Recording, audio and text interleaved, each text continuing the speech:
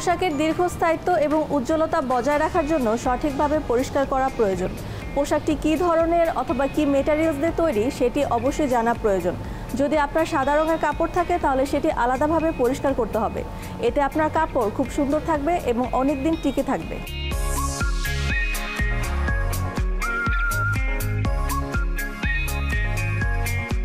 পোশাক শুধু পরলাম, সেটা বাসায় এনে রেখে দিলাম, ব্যাপারটা আসলে অতটুকুই সীমাবদ্ধ নয়। কিন্তু পোশাকের ক্ষেত্রে অনেক যত্নশীল হতে হয় আমাদেরকে।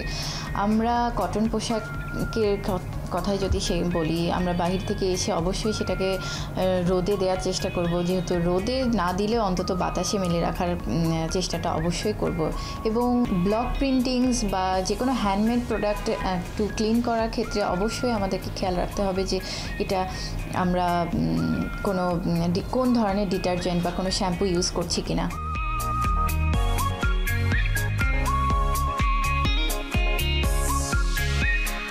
ডিটারজেন্টের ক্ষেত্রে ব্লক প্রিন্টিংয়ের সাথে আমাদেরকে খেয়াল রাখতে হবে যে ব্লক প্রিন্টিং আসলে এমন একটা জিনিস যে অনেক সময় ডিটারজেন্টের সাথে এটার কালার কন্ট্রাডিক্টরি হতে পারে। সেক্ষেত্রে প্রেফার করব যে মাইল্ড শ্যাম্পু ওয়াশ অথবা ড্রাই ওয়াশ, সেটা খুব ভালো একটা ব্যাপার।